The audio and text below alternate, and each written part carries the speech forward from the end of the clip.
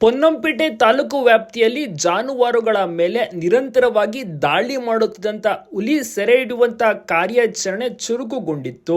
DCF Jagannath, SF Gopal ರವರು ನೇತೃತ್ವದಲ್ಲಿ ಒಂದು ತಂಡವನ್ನು ರಚನೆ ಮಾಡಿ ಬಹಳಷ್ಟು ಹುಡುಕಾಟವನ್ನು ಕೂಡ ನಡೆಸ್ತಾರೆ.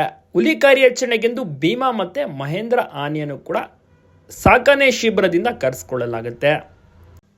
ತಕ್ಷಣವೇ ಟ್ರ್ಯಾಕರ್ಸ್ಗಳನ್ನು ನೇಮಿಸಿ ಹುಲಿ ಹೆಜ್ಜೆಯ ಜಾಡನ್ನು ಪತ್ತೆ ಹಚ್ಚುವುದನ್ನು ಚುರುಕುಗೊಳಿಸಿದ್ದಾರೆ. ಅರವಳಿಕೆ ತಜ್ಞರಾದಂಥ ಡಾಕ್ಟರ್ ರಮೇಶ್ ರವರು ಭೀಮಾ ಆನೆಯ ಮಾವುತ ಗುಂಡಣ್ಣ, ಮಹೇಂದ್ರ ಆನೆಯ ಮಾವುತ ಮಲ್ಲಿಕಾರ್ಜುನ ಕಾಫಿ ತೋಟದ ನಡುವೆ ಹುಲಿ ಹೆಜ್ಜೆ ಗುರುತು ಕಂಡುಹಿಡಿದು ಆನೆಗಳನ್ನು ಮುನ್ನಡೆಸುತ್ತಿದ್ದಾರೆ. ಇದೇ ಸಂದರ್ಭದಲ್ಲಿ ಮಾತನಾಡಿದಂಥ ಡಿಸಿಎಫ್ ಜಗನ್ನಾಥ್, ಅರಣ್ಯ ಇಲಾಖೆಯ ಸಂಬಂಧಿ, ಕಾವಾಡಿಗರು, RRT ತಂಡ ಸೇರಿದಂತೆ ಒಟ್ಟು 80 ಮಂದಿ ಕಾರ್ಯಾಚರಣೆಯಲ್ಲಿ ಮುನ್ನುಗ್ಗಿದ್ದಾರೆ. ಶೀಘ್ರದಲ್ಲಿಯೇ ಹುಲಿಯನ್ನ ಸೆರೆ ಹಿಡಿಯುವ ಒಂದು ಕೆಲಸವನ್ನ ಮಾಡುವುದಾಗಿ ತಿಳಿಸಿದ್ದಾರೆ.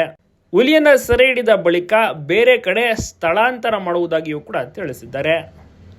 ಈ ಒಂದು ಕಾರ್ಯಾಚರಣೆಯಲ್ಲಿ ಸಾಕಷ್ಟು ದೊಡ್ಡ ದೊಡ್ಡ ಅಧಿಕಾರಿಗಳು, ಅರಣ್ಯ ವಲಯ ಅರಣ್ಯಾಧಿಕಾರಿಗಳು ಬಹಳಷ್ಟು ಜನ ಭಾಗಿಯಾಗಿದ್ದಾರೆ. ಸುಮಾರು 80 ಜನ ಈ ಒಂದು ಟೀಮ್ನಲ್ಲಿ ಕೆಲಸವನ್ನು ಮಾಡುತ್ತಿದ್ದು ಅತಿ ಶೀಘ್ರದಲ್ಲಿಯೇ ಒಂದು ಹುಲಿಯನ್ನು ಟ್ರ್ಯಾಕ್ ಮಾಡಿ ಕೆಲಸವನ್ನು ಮುಗಿಸುವುದಾಗಿ ತಿಳಿಸಿದ್ದಾರೆ.